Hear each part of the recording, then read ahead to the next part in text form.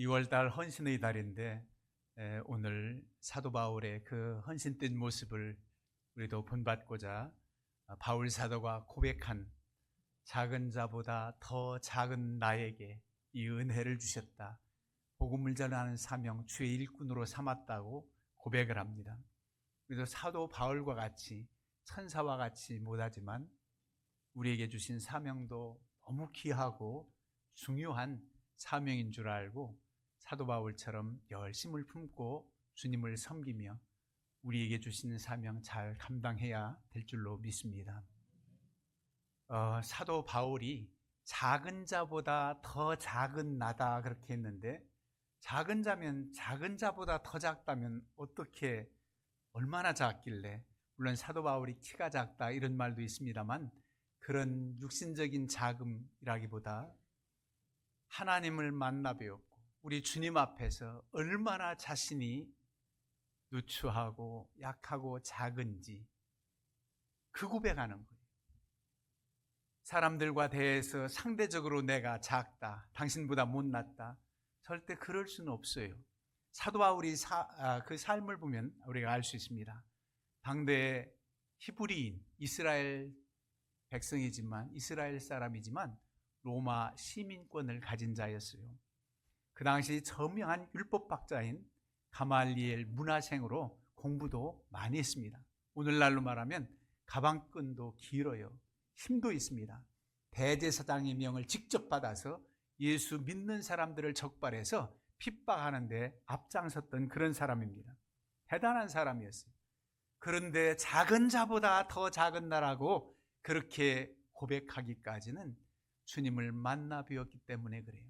완전히 달라집니다. 예수 그리스도를 믿는 사람들을 핍박하는 길에서 돌아서서 주님을 증거하는 그런 하나님의 일꾼이 되었습니다. 사도 바울만 그런 게 아니라 주님의 일꾼으로 부름받은 사람들 모두는 하나님 앞에서 그렇게 자신이 죄인되고 그리고 그렇게 약하고 작다고 고백하지 않을 수가 없어요. 거룩하신 하나님 앞에 이렇게 존전에 선 것만도 자신은 이젠 죽었다 그랬습니다. 구약시대에 그랬어요. 이사야 선지자가 불리움 받았을 때 오라 나는 망하게 되었도다. 입술이 부정하다는, 입술에 부정한 백성 중에서 나 또한 입술이 부정하다. 망하게 됐다. 나는 이제 죽었다 이겁니다. 거룩하신 주님을 배워서, 하나님을 배워서 나는 이제 죽었다. 그랬더니 제단 숯불을 가져다 그의 입술을 지지고 주께서 깨끗하다 하시고 그를 일꾼으로 세우십니다. 모세도 마찬가지. 하나님 앞에 섰을 때 그는 이제 죽었구나 그랬을 겁니다. 거룩한 땅이니 내 발에서 신을 벗어라. 그리고 주님을 만나 배웁잖아요. 많은 이들이 주님 앞에 서서 그렇게 자신의 죄인됨과 그리고 약함을 고백하지 않을 수가 없어요.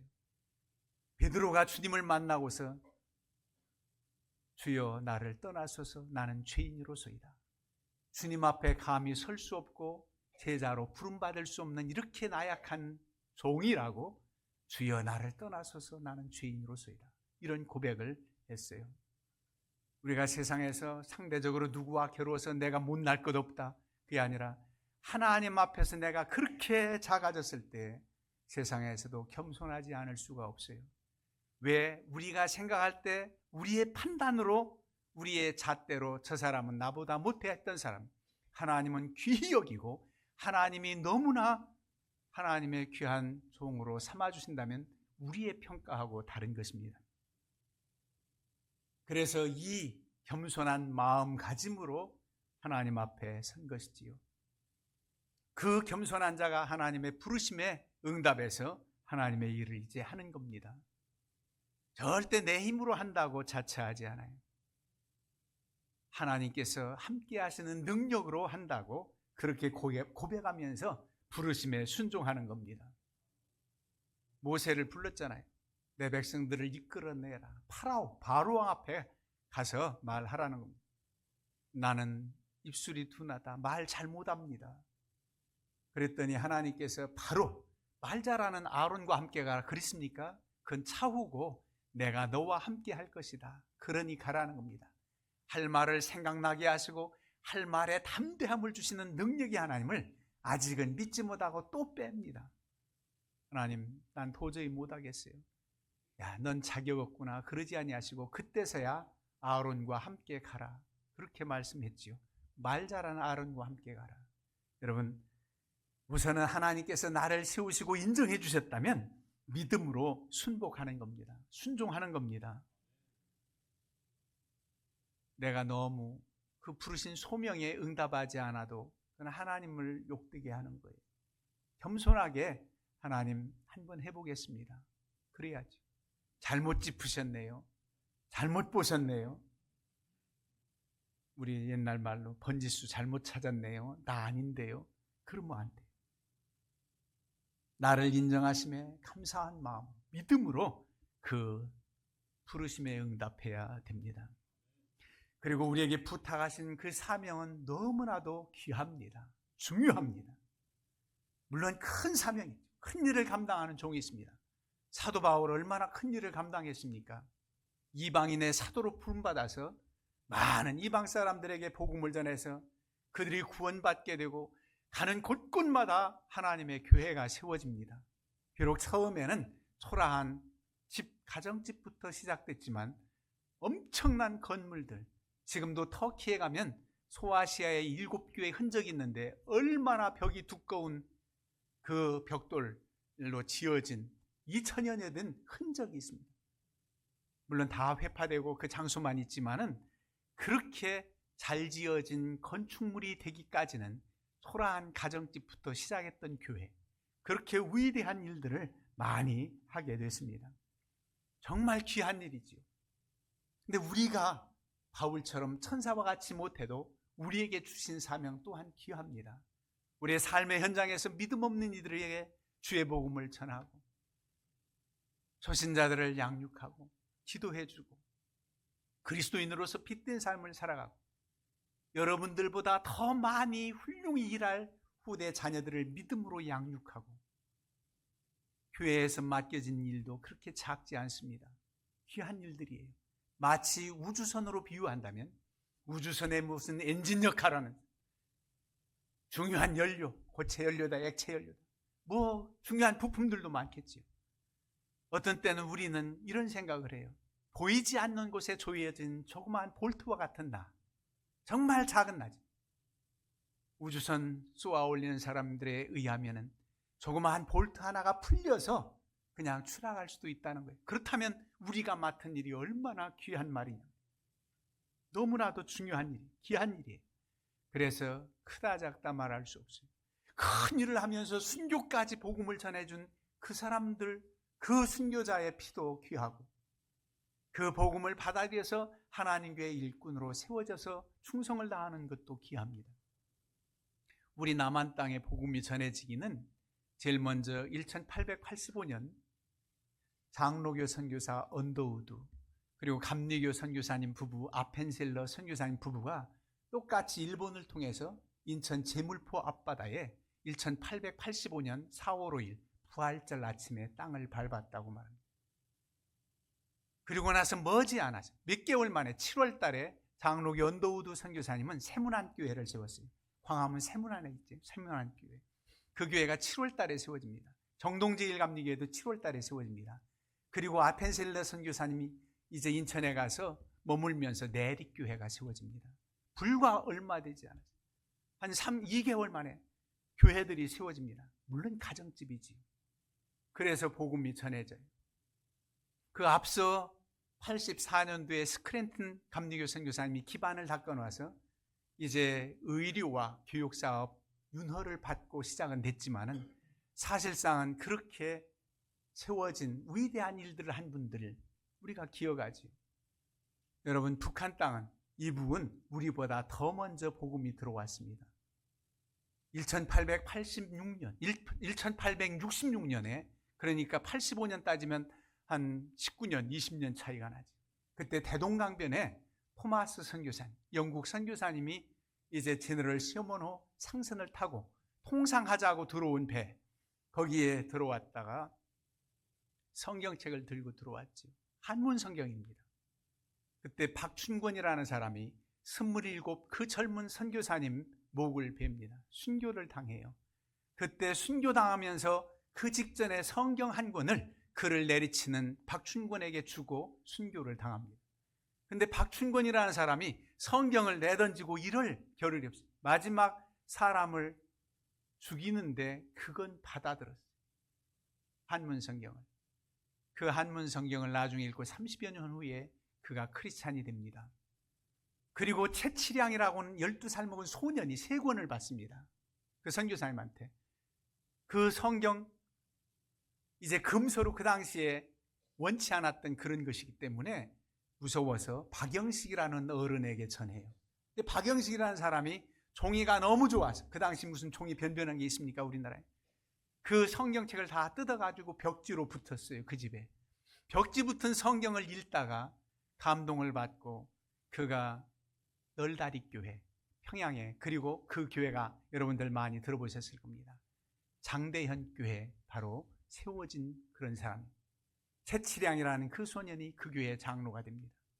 그리고 제일 먼저 세워진 교회는 물론 황해도의 소렉교회라고 1883년 언더우 선교사님보다 2년 먼저 들어오지요. 거기 먼저 세워졌지요. 소렉교회가 먼저 세워집니다. 그리고 감리교가, 그리고 장로교가 미국 땅에 참 많이 세워졌는데 일단 공산화가 되면 교회를 인정하지 않습니다. 유물사관주의에 있어서 모든 교회가 다 폐쇄되고 다 허물어지고, 그래서 오늘날 이북도 교회에 있다는데 칠곡교회, 무슨 그 교회, 그거는 우리도 종교의 자유가 있다고 그냥 만들어 놓은 것뿐이지 진실한 교회가 아닙니다. 저 이북 땅에 빨리 하나님의 교회가 다시 세워지길 바라는 마음이 우리가 간절하잖아요. 분명 하나님께서 다시 이루실 날이 있을 줄로 믿습니다. 그렇게 우리 복음을 전해준 큰 일을 감당한 이들이 있고, 그 복음을 받아들고 한 교회를 조용히 섬기면서 믿음의 씨앗이 뿌려져서 그 북한에서 그렇게 믿음으로 산 사람들이 내려와서 교회 세운 것도 우리가 잘 알잖아요. 영락교회. 거의 다 이북에서 내려오신 분들 중심으로 세워진 것이 영락교회, 한경직 목사님 심우했던 그 교회 아닙니까? 이 복음의 그 열정이 한 교회를 작게 섬기면서도 큰 역할, 우주선의 나사와 같은, 볼트와 같은 역할을 한다고 생각합니다. 우리 교회도 마찬가지예요. 여러분들이 참으로 귀한 일들을 감당합니다. 찬양대원으로서, 교사로서, 또 석회 인도 속장님으로서, 선교회 임원들로서, 또 이름 없이 빛도 없이 차량 운행 안내위원, 식사당번, 여러 가지 일들이 다 귀해요. 나 하나 빠져도, 이러면은 나사 하나 빠져도 이 생각이 여러분들 나에 중요합니다. 귀합니다. 그래서 잘 감당할 때 하나님이 영광 받으십니다. 그 부탁하신 사명이 그렇게 크단 말이에요. 그래서 귀한 줄로 알고 우리가 감당해야 된다는 말입니다. 그러면 이 일을 감당함에 있어 우리가 그동안 살아온 경험과 우리 인간적인 지혜로 한다기보다 하나님이 주시는, 공급하시는 힘으로 한다는 생각을 가져야 됩니다. 그래서 항상 하나님께 지혜를 구하고 힘을 구하고, 그래서 하나님 앞에 기도하면서 일해야 됩니다. 하나님이 주셔야 할 수 있기 때문입니다. 어느 한 부서가 무슨 일 한다면 당신들 알아서 그 일해가 아니라 정말로 지원 사격이 필요하잖아요. 기도로, 여러분들이 사랑으로, 때로는 물질로, 그러면서 다 같이 동참하면서 그 일을 이루게 합니다. 사도 바울이 그렇게 훌륭했지만 혼자서 일했습니까? 그때그때마다 하나님의 동력자들을 붙여주셨어요. 아들처럼 여겼던 디모데와 같은 사람, 실루아노, 실라와 같은 사람, 많은 이름의 사람들이 사도 바울과 함께 동력해서 하나님의 교회를 이루고 복음을 전했던 것입니다. 그래서 우리도 기도할 일입니다. 하나님의 도우심을 구하여 기도해야 돼요. 지혜가 부족하거든 후히 주시고 꾸짖지 아니하시는 하나님께 구하라는 거예요. 그럼 하나님이 지혜도 주신다는 거예요. 심지어 능력 있는 사도 바울이 성도들을 향해서 늘 기도했지만은 자신도 기도해달라고 중보기도를 부탁합니다. 에베소서 6장 19절에 보면 또 나를 위하여 구할 것은 내게 말씀을 주사 나로 입을 열어 복음의 비밀을 담대히 알리게 하옵소서. 하나님 말씀 아는 것으로만이 아니라 저 박해가 핍박이 있는 저 사람들을 향해서 전할 때 담대히 전할 수 있도록 해달라고 기도 부탁합니다. 성도들에게 기도를 부탁해요. 그런가 하면 전도의 문이 항상 열려져 있는 게 아니에요. 닫혀 있을 때 있어요. 닫힌 문은 열려주도록 기도합니다. 부탁합니다. 골로새 4장에 보면 또한 우리를 위하여 기도하되 하나님이 전도할 문을 우리에게 열어주사 그리스도의 비밀을 말하게 하시기를 구해라. 우리를 위해서 전도할 문이 열려지기를 위해서 구하라. 이렇게 기도를 부탁합니다. 우리가 주의 일을 감당하면서 내가 하나님 앞에 이 맡겨진 사명 잘 감당하기 위해서 기도도 할 일이지만 서로 위해서 기도해서 잘 감당해야 될 줄로 믿습니다. 서로 기도해야 돼요. 그리고 오늘 제일 중점적으로 말씀드리고자 하는 이 제목, 작은 자보다 더 작은 나에게 겸손함. 작은 자면 더 이상 작은 자가 어디 있어요? 작은 자보다 더 작은 나. 사도 바울이 작은 자 아니라고 말씀드렸죠.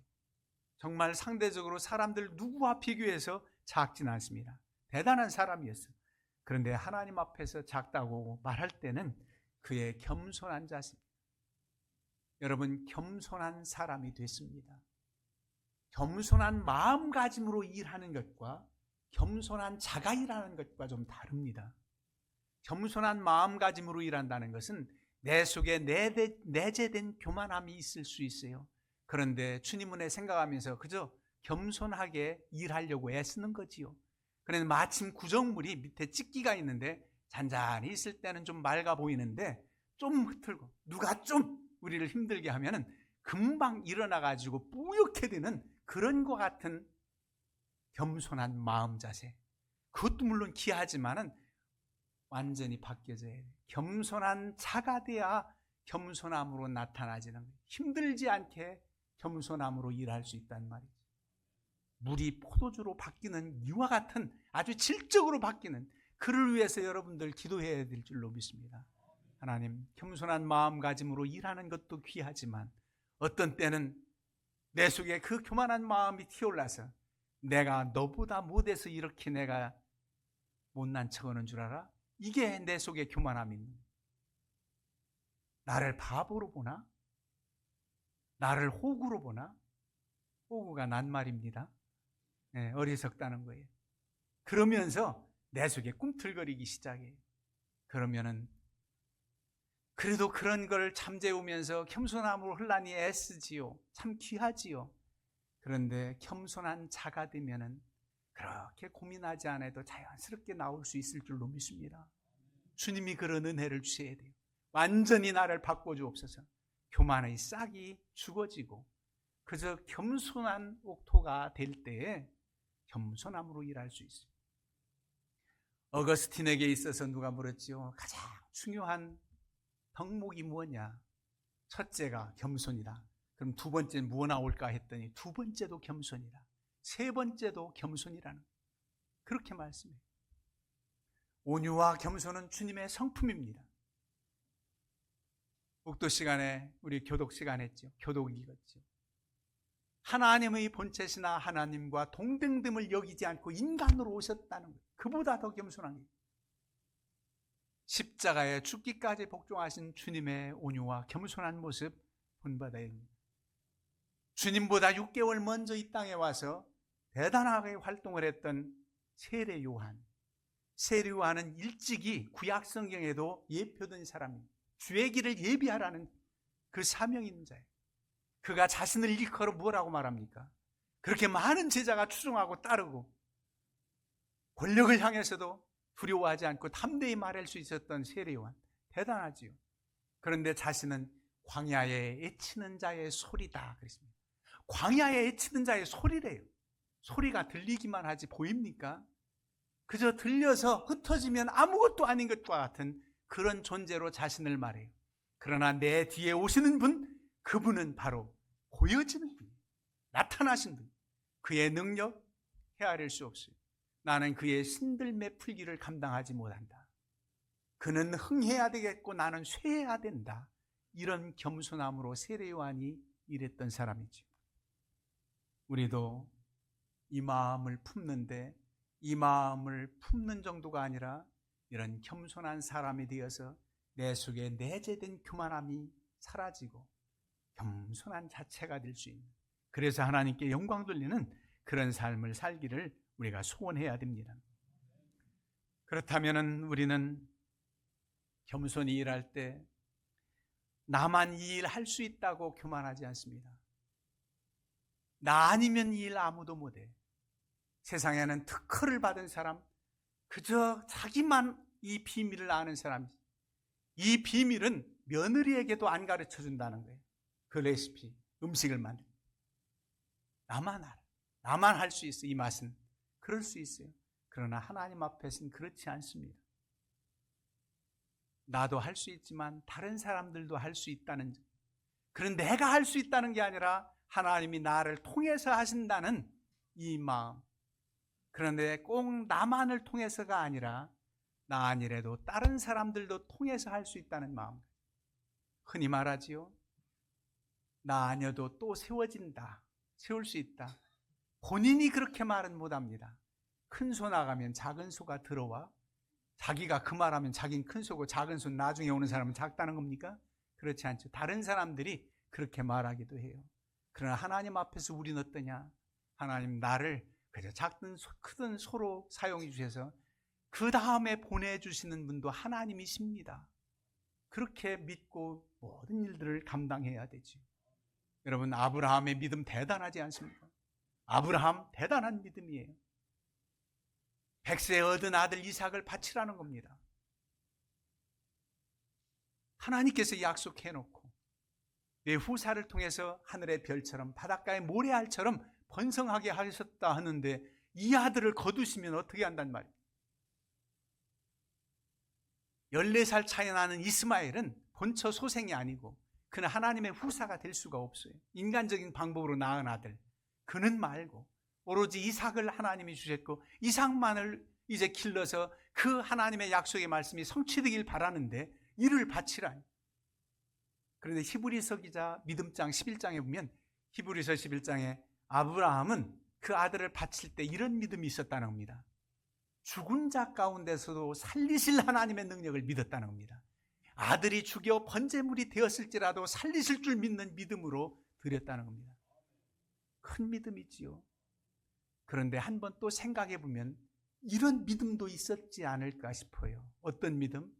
자신을 통해서 하늘의 별처럼 바닷가의 모래처럼 번성하게 하는 이 은혜와 복이 다른 사람을 통해서도 이루신다면 기꺼이 내 자식 순종해서 바치겠습니다.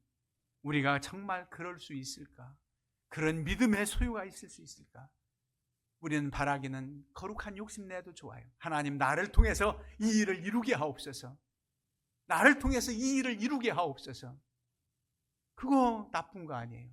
그러나 하나님 나 아니래서 다른 사람을 세워서 더 잘할 수 있다면 그렇게 양보하겠습니다. 그런 마음가짐. 여러분들이 이런 자세로 겸손한 마음으로 이렇게 충성을 다한 그 모든 일들은 하나님께서 낱낱이 기억된 바 되십니다. 하늘에 쌓아놓은 상급입니다. 지금까지 걸어온 그 많은 믿음의 발자취 하나님이 기억하시고 쌓아놓은 공로는 허물어지지 않습니다. 옛날 우리 속담에 공든 탑이 무너지랴 그랬습니다. 여러분들이 헌신하고 수고한 그 모든 것 이미 하늘나라의 상급으로 주어졌다. 그러면 이젠 다 저축해 놓은 게 많으니까 우린 이제는 그만이다. 그건 아니에요. 세상에서 열심히 살고 정년퇴임해가지고 이제 모아놓은 것으로 살아갈 수 있는 그런 방편이 있다 하지만 하나님 나라의 일은 그렇지 않습니다. 끝까지 주님 부르신 날까지 사명을 감당해야 돼요. 우리 힘에 맞도록. 우리가 할 수 있는 한. 제가 그랬잖아요. 몸져 누워 있어도 하나님 앞에 기도 중보기도 할 수 있다. 그런 작은 일이래. 큰 일일 수 있습니다. 이런 일까지. 그래서 지금까지 한 일은 여러분들 잊어도 좋아요. 그저 하나님께서 기억하신 바된 줄 알고 앞으로 달려갈 길 달리면 됩니다. 그게 사도 바울이 그렇게 고백을 합니다. 빌립보서 3장 13절 우리가 잘 아는 말씀이지요. 형제들아 나는 아직 내가 잡은 줄로 여기지 아니하고 오직 한 일, 즉 뒤에 있는 것은 잊어버리고 오직 한 일, 지금까지 한 일, 뒤에 있는 것 잊어버리겠다는 겁니다. 앞에 있는 것을 잡으려고 표대를 향하여 그리스도 예수 안에서 하나님이 위에서 부르신 부름의 상을 위하여 달려가노라. 계속 달리겠다는 겁니다. 그러보니 이제까지 온 여기까지가 표대는 아니었어요. 반환점, 아니 3분의 2 지점, 어느 지점까지 왔는지 열심히 달려왔고 그 열심히 달린 공로는 하나님께서 기억하신 바 됐지요. 그러나 지금부터 달리는 여정이 표대를 향해서 주님 부르심의 상 앞에까지 달려가야만이 우리의 경주는 끝나는 겁니다. 그때 맞춰지는 거예요. 그때까지 뒤에 있것 내 공로는 잊어버리고 최선을 다해서 또 앞을 향해서 달려간다는 겁니다. 이런 자세로 우리도 일해야 될 줄로 믿습니다. 마지막으로 여러 환난에 대해 낙심하지 말라. 이는 너희의 영광이니라. 마지막 구절에 그렇게 기록했잖아요. 내가 당하는 여러 환난에 대하여 낙심하지 말라. 사도 바울 그 능력 있는 종이 왜 이렇게 감옥에 갇혀서 우리에게 편지를 쓰고 있어? 에베소서가 옥중서신 있잖아요. 감옥에 갇혀서 뭐야 이게? 여러분, 그런데 이 환난, 이 핍박당하는 것이 너희에게 영광이라는 거예요. 물론 전한 자에게 고난이 있어도 영광입니다. 우리 스스로 영광은 아니에요. 주님이 영광 받으시니 그 영광의 자리에 내가 있어 나도 영광되는 겁니다. 스스로 영광스럽다. 스스로 내교 속에서 나타나는 영광이다. 우리는 자처할 사람 아무것도 없어요. 아무도 없어요. 그저 주님께서 이 자리에 이렇게 쓰여주셔서 주님의 영광스럽게 하셔서 영광의 자리죠. 주님이 그곳에 있어서 주님이 받으시는 영광 가운데 있기에 영광입니다. 그냥 내 속에서 내가 바라는 영광스러운 게 아니에요. 빛을 바라는 태양빛이 아니에요. 반사돼서 바라는 달빛과 같은 우리, 하나님의 영광, 그 영광 가운데 우리도 있으니 영광인데 왜 너희의 영광이라고 성도들에게 영광이 있다고 그렇게 말합니까? 그 복음을 받아들였어요. 하나님의 자녀가 되었고 하늘의 상급이 얼마나 큰지 그 감추어진 비밀의 경륜, 오늘 8절 9절에 나오잖아요. 그 비밀의 경륜, 그리고 측량할 수 없는 그 은혜, 풍성한 은혜, 이런 것들이 저들에게 주어졌기에 얼마나 영광스러우냐 말이에요. 자신의 희생, 핍박으로 말미암아 이런 은혜가 주어졌다면, 당신들에게 영광스럽다면 너무나도 감사한 일이라는 겁니다. 여러분, 대단히 잘 나가고 대단히 잘 돼야만 영광스러운 게 아니라 옥중에 갇혔어도 하나님의 영광을 나타내는 그런 삶, 우리의 그런 은혜가, 믿는 자들에게 그런 은혜가 있다는 거예요. 사방이 우겨쌈을 당하여도, 망하는 것 같아도 우리는 우겨쌈을 쌓이지 아니하고 우리는 승리하는 그런 은혜가 있다는 겁니다. 이 놀라운 은혜가 우리에게 주어졌고 여러분들을 통해서 나타날 그 영광을 생각하면서 믿음으로 힘차게 충성된 길 달려가시기를 주님의 이름으로 부탁을 드립니다.